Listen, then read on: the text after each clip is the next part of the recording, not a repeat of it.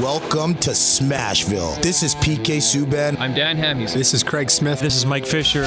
But you need to dig in right now, every guy. Everybody loves their soldiers until they come home and stop fighting. Enough is enough. They need me to bleed, and I'll bleed for my team. Start playing with some jam in here. Let's go. This is Ryan Johansson. Welcome to Smashville. This is Philip Forsberg. I'm Victor Arvidsson. I'm Ryan Ellis. I'm Matthias Ekholm. I'm Beckerin, and you're listening to the Renegades of Puck with Crazy Charlie. Crazy Charlie puts words in my mouth.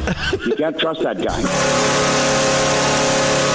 If you can't get some fire, some passion, some energy, and figure out how in the hell to talk about this magnificent sport of hockey that has taken over the city of Nashville, then why are you on the radio? You don't deserve it, and you should do the honorable thing and turn your mic in. You're making a damn fool of yourself.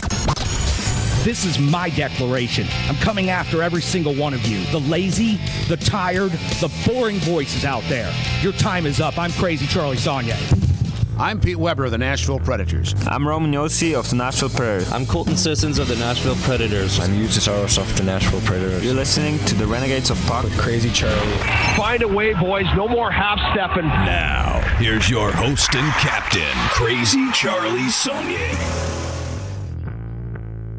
Welcome to the bunker. Welcome to the Renegades of Puck podcast. I'm your host and captain, Crazy Charlie Saunier. And before we get started with the No Half Step in hockey coverage, first let me direct you to our home website, renegadesofpuck.com. Once you go to renegadesofpuck.com, you'll learn everything you need to know about the show. Once you're good and educated about the show, that's when you click on that merchandise tab. Going to take you straight to our classic logo t-shirt, our Pride logo t-shirt, and all the gimmicks you've come to know, love, and expect from the Renegades of Puck, whether that's socks, throw pillows, wall art, bed sets. It honestly makes no difference to us. We've sold out so that you can buy in. Now, social media is of critical importance to this independent and unaffiliated hockey operation known as the Renegades of Puck, so here's how you can jump in the trenches with us. You can find us on Threads, Facebook, Instagram. Those are the primary social media platforms we are utilizing right now. You can still find our presence lingering around on other platforms as well, but please, if you like, it doesn't cost you a second and it doesn't cost you a penny either, but you can help us out on social media. Follow along with the Renegades of Puck YouTube. That is where we need to bolster our support as we begin transitioning this summer into brand new and totally different content away from the Renegades of Puck podcast as you have known it after episode 1000 into a brand new, wide open, completely unwritten future. We need your support over on the YouTube page. We are going to build that operation into something massive. So please help us out if you aren't already over there on YouTube. Subscribe to the channel and pass those links around to the Renegades in your life. If you'd like to support us financially as we are putting the final technical touches on the brand new studio space known as the Renegades of Puck headquarters that you've no doubt seen on social media, putting in some lighting soon. We actually need to dismantle the end of the lighting rig above us here to put that in the new space, but then we've got to put some mics and some cameras in over there, and we are full go for no half step in coverage coming from the new Renegades of Puck headquarters. So if you'd like to support us financially, go to Venmo and search Renegades of Puck or scan the QR code. I think there's one or two of them still around here on the desk. It'll take you straight to our Venmo. Every single penny goes directly to assisting the Renegades of Puck in our future operations. So please support your local Renegades today. Now listen, I know it is time for the No Half Step in hockey coverage, so let me deliver the goods. It's time for operation number 997. That's right, time for show number 997. And at this moment in hockey history, it is time to do it all over again. It's time to announce the next big special live event in the Renegades of Puck history. It's time for episode 1000, and we're going to do it live. We're going to partner up with our great friends at Tailgate Brewery in South Nashville. It's right over at the Tanger Outlets, 4060 Cane Ridge Parkway in Antioch. It's Home Base Freakout 3, and it's happening on July the 26th, just over a month from where we're recording this episode. Now it'll be 7 p.m., and all the things you've come to know and love and expect from the Renegades of Puck. Free parking, no cover, all ages. Bring your friends, bring the family, bring everybody out to help celebrate the hockey community. We cannot wait to welcome all of our great friends and to bring all of the Renegades into one place to have some genuine human interaction, some socializing, some beer and some pizza with our great partners over at Tailgate Brewery. Trey has done a fantastic job of helping us get set up with a brand new location. It's a hometown throwdown. It's a Tanger takeover. We've proven we can do it plenty of times before. As a matter of fact, the night the Renegades were officially born was at Behind Enemy Lines. Let's go back and take a look.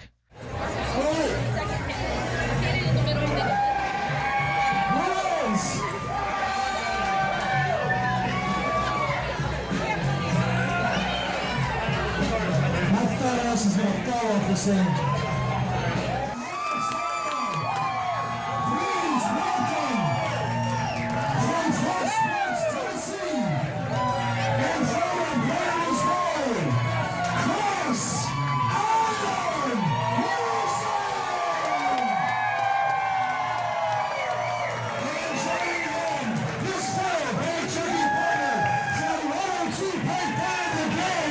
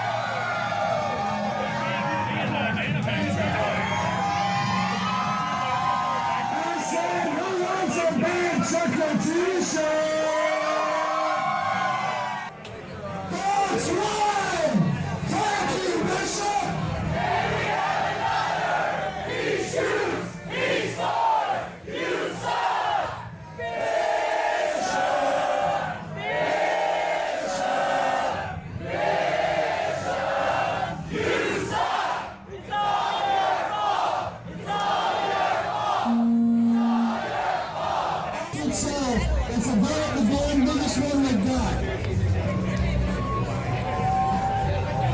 So just like before,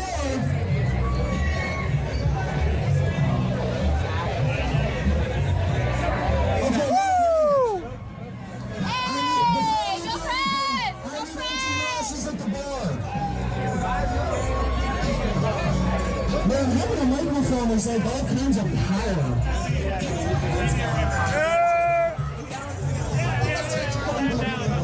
And what a night it was back in 2019 as the Renegades of Puck announced their presence to the world hockey stage and declared their own independence from what was the age of sports talk radio to the new podcast era.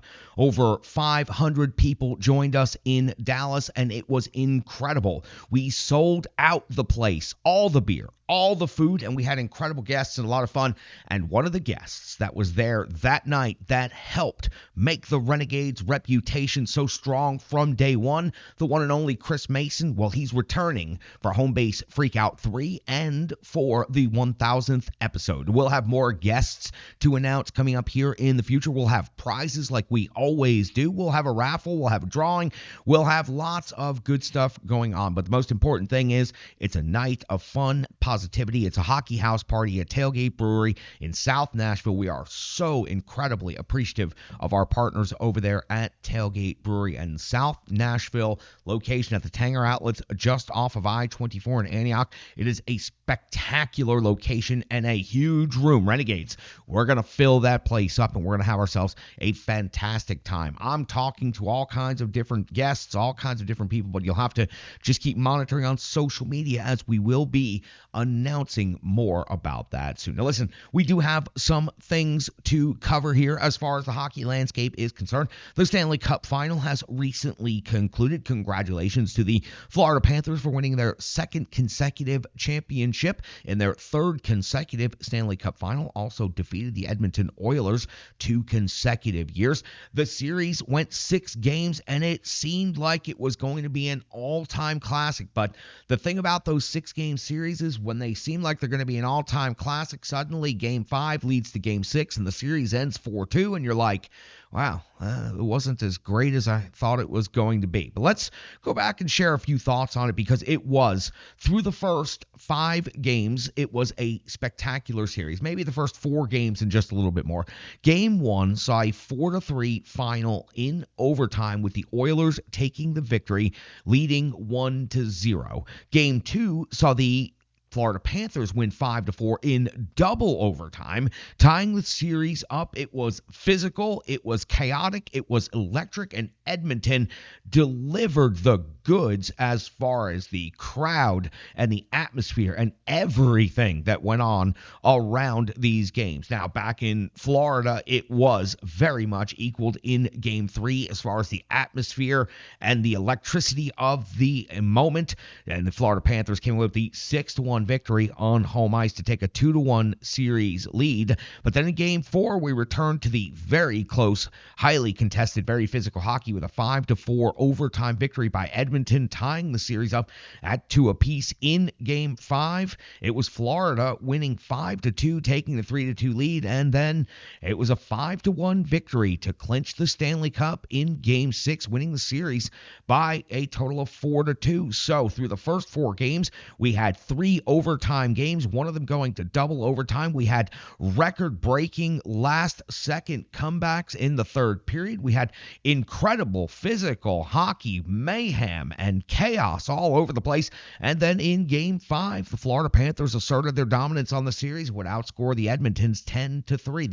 The Oilers 10-3 over the final 2 games, defeating the Oilers for the second consecutive time in the Stanley Cup Finals. Now, stick taps to the Florida Panthers. We all know that Tkachuk was injured in the Four Nations face-off. He fought through it. The injuries were not an impediment to him winning another Stanley Cup. The heavy lifting was done. Whether you love him, whether you hate him, whether you just found the story fascinating, Marchand did much of the heavy lifting here in the Stanley Cup Final, and Sam Bennett throughout the playoffs and the Stanley Cup Final helped lead the charge, both physically and on the score sheet, and that's why Bennett is going to make probably a significant amount of money. The thoughts on the Edmonton Oilers, another goalie failure. How many times do we have to talk about the same thing?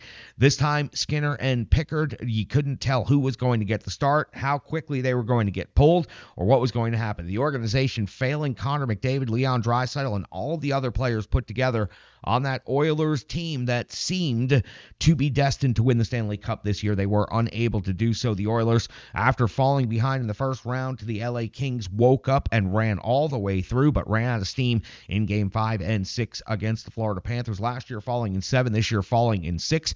McDavid failed by the organization. Evander Kane already traded to Vancouver. The Corey Perry curse lives, and you don't know now, what is McDavid going to do moving forward? Is he an Oiler for life, or is he going to use his influence and power over the organization over the next year before signing a deal to make sure that they get the goaltending situation straightened out?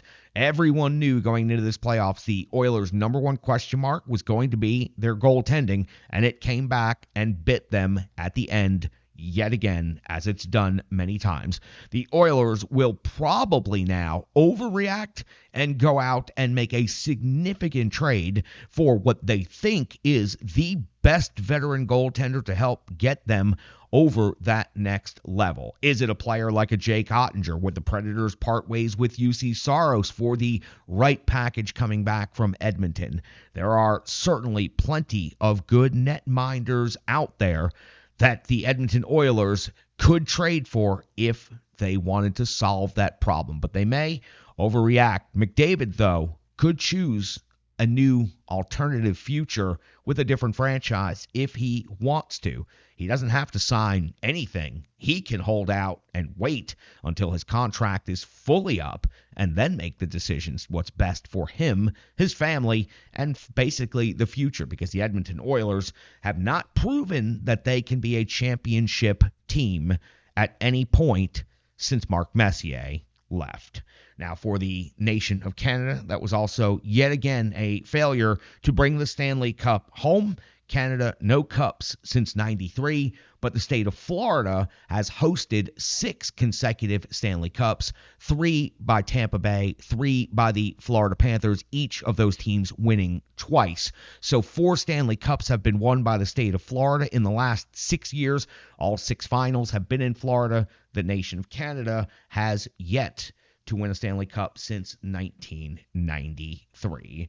Let's quickly talk about the AHL Calder Cup final. Abbotsford defeated the Charlotte Checkers 4-2. There was controversy, there was drama, there was incredible physical play, and the West wins again. It was Coachella Valley the last couple of seasons making a significant run at the championship, and now it is the Abbotsford Canucks. Let's take a quick back look at the series. Game 1 was 4-3 in double overtime, Abbotsford taking the 1-0 lead, and then it was Game 2 with the 3-2 final in overtime. That series was tied at 1 apiece. A lot of controversy and drama in those first couple of games.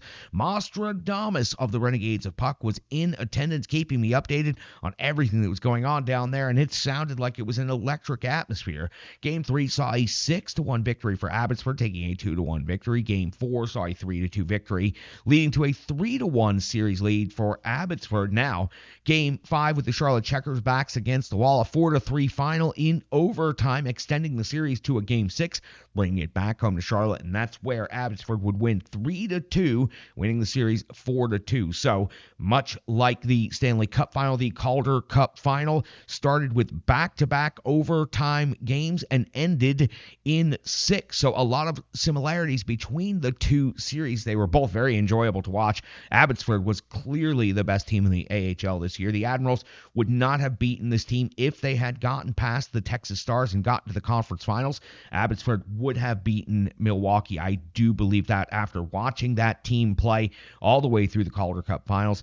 The Canucks system is loaded, and Sheloff was outstanding in net for Abbotsford. And you take away some of the controversy and some of the drama, you add a little more physical play to that equation, and it was one hell of a finals championship series. So that wraps up the NHL, that wraps up the AHL, and it brings us to the point where it's time to reset the cycle. Hockey players are as unique as the game itself, and your uniform should be tailored to fit you. Rebirth Sports is your sports apparel tailor. From shells, bags, warm-ups, hats, hoodies, branding, and more, let Rebirth Sports be your custom hockey tailor. And don't forget to tell them they do more than just hockey. Rebirth Sports on Facebook, Twitter, and Instagram. Rebirth Sport, a match made in hockey. Hello, hello, hello. I'm Tracy, owner-operator of Strong Style Fitness. And that's me and my training assistant, Rizzo. And we are here to bring you fitness that meets you where you are by offering circuit classes, bar-inspired classes, Tabata workouts, boot camps, guided stretching, and more, all taught by a certified personal trainer, me. To learn more, go to our website, strongstylefit.com. Subscribe on YouTube at Strong Style Fitness. Follow on social media at Strong Style Fit. But most importantly, let's get you moving. It doesn't matter if it's your first workout or you've been doing it for years. Strong Style Fitness has the workout that meets you on your journey and helps you along the path to a happier, healthier life. I understand where you've been, what you were going through, and where you were going, and I want to take you there. We'll see you on the mat. Mwah. The digital environment can be quite intimidating, time-consuming, and cumbersome, especially with all those other areas that need attention at your business, and that's why Stripe Digital Solutions is here to help. I know because that's exactly what Stripe Digital Solutions did for me and the Renegades of Puck. From designing my home website and helping me create my merchandise to special event posters, brand building, and social media management. But it's not just that, it's so much more. Stripe Digital Solutions has helped me every step of the way. From startup to full-time operation, Stripe Digital Solutions has been there to assist and advise every single step of the journey. In today's fast-paced world, the path to success is having a strong digital partner, and nobody is better in the trenches than Brandy and Stripe Digital Solutions. Get the solution before it's even a problem with Stripe Digital Solutions. It's time for a brand new cycle. Every team currently is 0-0. The NHL draft is upcoming this weekend. The Predators, we've talked about in the last couple of episodes, have numerous assets. Barry Trotz has talked about what he could potentially do, but of course all of it's so vague that you'll just have to wait and find out what happens this weekend. And we'll be here to cover that in the next episode. That'll be episode number 998. Will be draft recap and possibly what's going on in the next couple of days as we get close to free agency and a number of things. The Predators have made a couple of scheduling announcements, so let's clear that business out of the way. They've also made one trade, and they've hired an assistant coach. So let's go through these few things right here, and then we will wrap up episode number 997 of the Renegades of Puck podcast. The preseason schedule has come out. The team will be on the ice September the 21st through October the 6th. That's the first time we will see the NHL club or components of the NHL club fully back on the ice. Florida, Tampa Bay, Carolina, 2 times each, as is customary with Predators preseason schedule. But before we get to the preseason schedule, we have the NHL draft this weekend, and then immediately after the NHL draft, development camp begins June 29th, goes through July 5th. That'll be at Centennial Sportsplex, downtown Nashville. It's free to the public to attend any of those, and you can find the schedule of practices on the Predators main website, and also they do a good job of putting out that schedule on a daily basis on social media. The Future Stars game at the end of development camp will be July 5th. That'll be at Ford Ice Center in Bellevue. That does require a ticket and cost money. Those tickets are available online if that's something you'd be interested in, but development camp is always a lot of fun, a place to go see. And with the Predators having a significant amount of top-end draft choices, possibly a couple in the first round, a couple in the second round, you could go out to development camp and see some real future stars of this organization within the next couple of days. And it's always a fun way to kind of reset the palette, get yourselves focused on the upcoming season. And it's also a tremendous place to spend a nice, cool afternoon inside watching the prospects really get after it and seeing the future of the AHL Milwaukee Admirals and the future NHL Predators out there on the ice. So that takes care of development camp coming up here next week, and then the preseason schedule. And the Predators have hired an assistant coach in Luke Richardson. Luke Richardson, name sounds familiar. First of all, he replaces Todd Richards. The rest of the coaching staff will remain the same from last season under Andrew Brunette. So Luke Richardson comes in and replaces Todd Richards. The reason Luke Richardson's name sounds so familiar to you immediately is because the previous head coach of the Blackhawks also played in the league and brings a wealth of knowledge and experience to this Predators coaching staff. Let's face it, the Predators did not perform optimally in any place in the organization last year, from ownership to general manager through head coach, coaching staff, and players. So it's not a surprise to see this one change right here. I think Luke Richardson definitely brings a lot of experience, and with him being a former head coach, being added to Andrew Brunette's staff, that's something that may light a little bit of a fire under Andrew Brunette, because with another coach on the roster already, that tag interim can get put on him very quickly if the season doesn't start to work out as the Predators want it to work out. So that takes care of the behind-the-scenes move. Previously head coached with the Blackhawks, brings a lot of experience to the Predators bench, and hopefully will bring some upgrades in whatever department and area he is put in charge of. Now, the Predators did make one trade, and I wanted to go back. I pulled the close from the previous episode. Actually, this was 995. This was the Predators season recap. I put the last line of that episode is, there will be consequences from here on out. And that was in response to injuries were a convenient excuse for a team that had raised expectations, allow a rookie owner, rookie GM, and a rookie coach off the hook last season, but there will be consequences from here on out. I wanted to remind you of that because I wanted to talk about this trade. The Nashville Predators, just the other afternoon, announced a trade, their first significant roster move since the new cycle has begun, and it's Eric Haula being acquired from the New Jersey Devils for a 4th-round pick and a prospect. Now, what got exited from the Predators, it doesn't mean very much to me. What it got traded away for is, I think, concerning. Now, we just went through the fact that the Predators did not live up to expectations, both at the front office, behind the bench or on the ice last season. So the first maneuver of the next cycle as you're trying to reclaim your place in the Central Division and with your fan base is to go out and trade for a player that was previously a part of this team and not particularly in the best particular time frame. But Erik Haula is a veteran center. I do not see him as being anything above a third, fourth line center at best. 21 points last season for New Jersey. Yes, he had an uptick in his offense after leaving the Nashville Predators after 2020-2021, when he also had 21 points.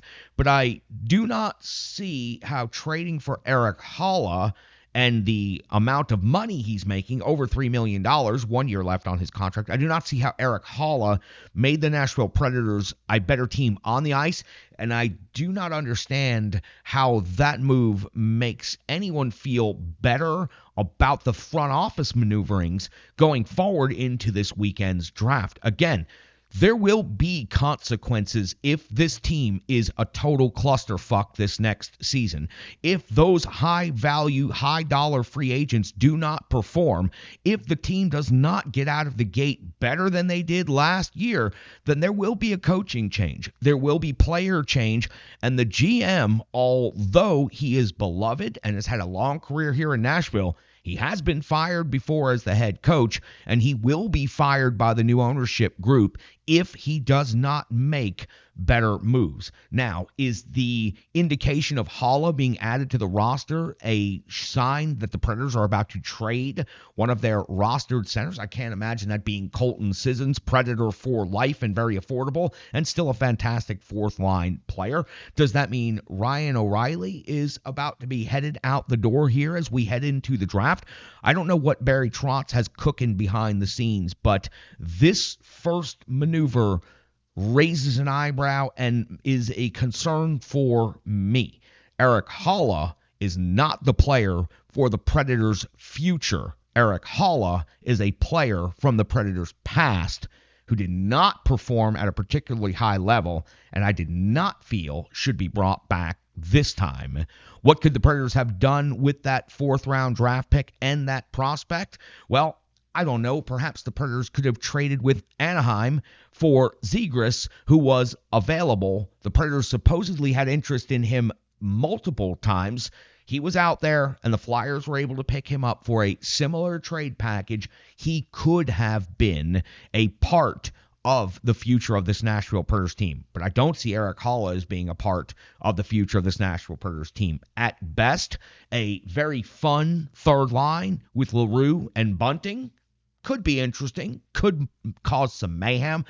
But as far as the front office trying to create goodwill with the fan base, trying to show that they have corrected the mistakes they made in the last offseason, did not do anything with this first move to quell those concerns and those particular issues. Listen, let's go ahead and wrap things up right there. I'll show you a look at the Renegades of Puck HQ on the way out the door right here. We'll have a draft recap episode and more coming up. You'll be hearing a lot more about Home Base Freakout 3. Please, I would love for you to come out and attend. Bring your friends, bring your families, bring your neighbors, bring everybody from the community. We definitely want to make this the biggest event we've ever had in Renegades of Puck history. It is episode 1000 after all. That in itself deserves to be celebrated, and I sure hope that you come out and join us for that. Here's a quick look at the Renegades of Puck HQ on the way out the door. It's some hockey zen. Appreciate your viewership, appreciate your time, and most importantly, I appreciate each and every one of you. Stick taps, love, and respect, Renegades.